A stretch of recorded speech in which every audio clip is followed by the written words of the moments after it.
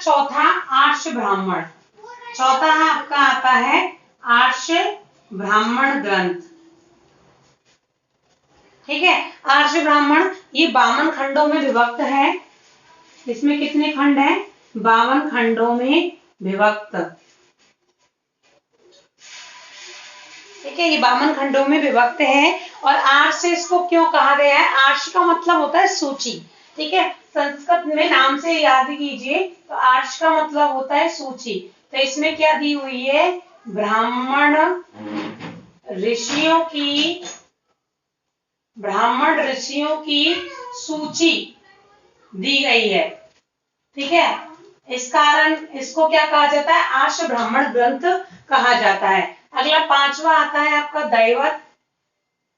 देखिए, दैवत नाम भी छोटा सा है और ये सबसे छोटा ब्राह्मण ग्रंथ माना गया है। सबसे छोटा ब्राह्मण ग्रंथ, ये क्या माना गया है? सबसे छोटा ब्राह्मण ग्रंथ माना गया है दैवत। ठीक है, इसमें कितने खंड है? 3 खंड है। ठीक है, सबसे छोटा माना गया है, बस इसकी एक ही विशेषता है। 6वां हम देख सकते हैं उपनिषद ब्राह्मण। 6वां है उपनिषद ब्राह्मण।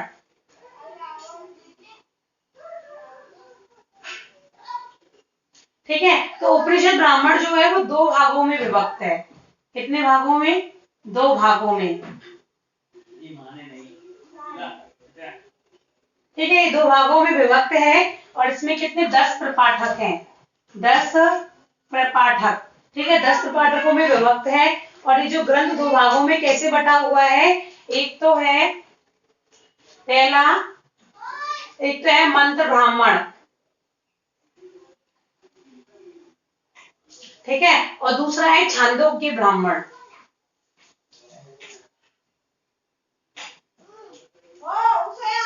पहला है मंत्र ब्राह्मण में बटा हुआ है, दूसरा छांदोग्य ब्राह्मण में क्या है? बटा हुआ है। हम जब आगे उपनिषद पढ़ेंगे तो आपको ये छांदोग्य उपनिषद के नाम से भी जाना जाएगा।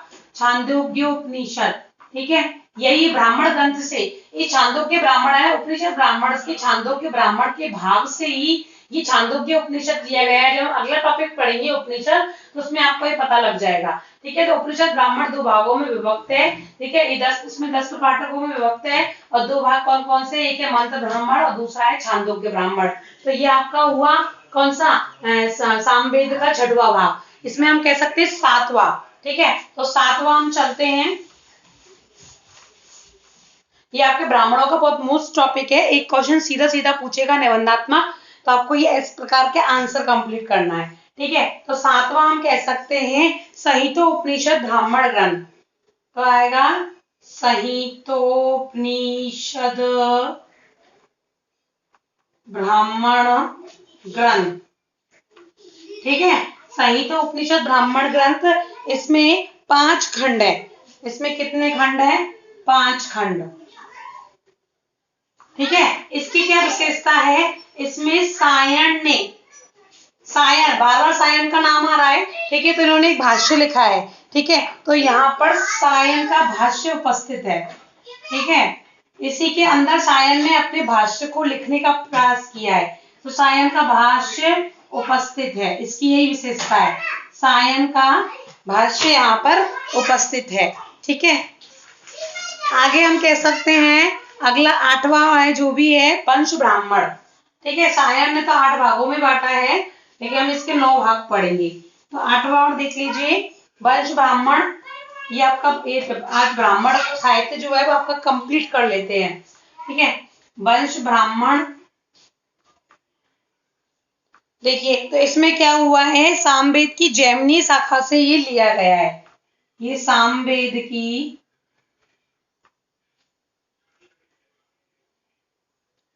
जैमिनीय शाखा से लिया गया है। ठीक है, ये सामवेद की जैमिनी शाखा से ये लिया गया है और इसमें कितने अध्याय हैं? 5 अध्याय हैं। देखो, इनको थोड़ा दिक्कत होगी आपको याद करने में, तो आप इनको अध्यायों को तो ट्रिक्स बना के या कैसे भी आपको याद करना पड़ेगा कि भाई ये किस प्रकार है। ठीक है, तो वंश के साथ मतलब आपको अपने हिसाब से ट्रिक्स बना के याद करना पड़ेगा कितने कितने अध्याय हैं, कितने खंड है, क्योंकि थोड़ा सा वो चक्कर पड़ेगा आपका इनमें। ठीक है, तो आपको याद तो ये करने ही पड़ेंगे। जैसे 5 अध्याय में देखिए, पहला, दूसरा और तीसरा, इसमें यज्ञ का विधान है। ठीक है, चौथे में उपनिषद ब्राह्मण का वर्णन है।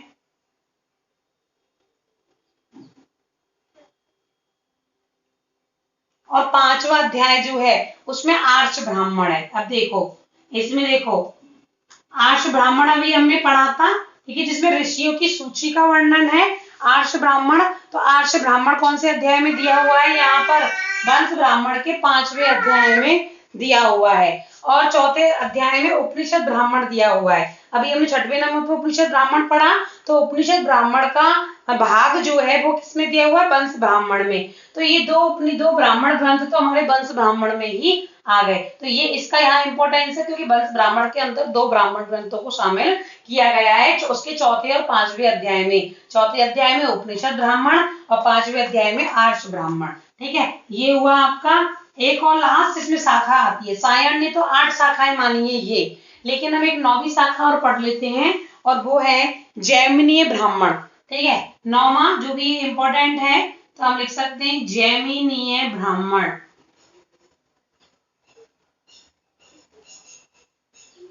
भाई साफ सुथरे नोट्स बनाते चलो, ठीक है, मुझे पता है आप लोगों ने कचरा पट्टी उतार रखी है, तो इसलिए थोड़े साफ सुथरे नोट्स उतारिए।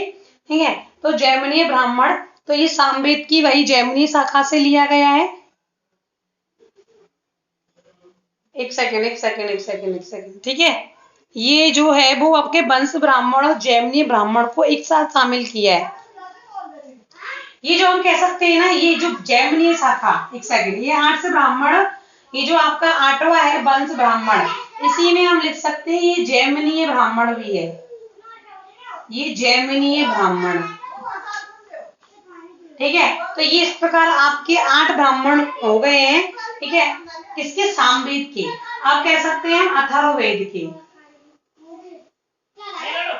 ठीक है, थोड़ा सा मिस्टेक कर रही थी, यहाँ जो वंश ब्राह्मण है इसी को जैमिनी ब्राह्मण भी कह सकते हैं, क्योंकि ये जैमिनी शाखा से लिया गया है सामवेद की। इसमें 5 अध्याय हैं, और इन 5 अध्यायों में चौथे अध्याय और 5वें अध्याय में उपनिषद ब्राह्मण और आर्ष ब्राह्मणों को शामिल किया गया है। अथर्ववेद में केवल एक ही ब्राह्मण आता है, वो आता है गोपथ।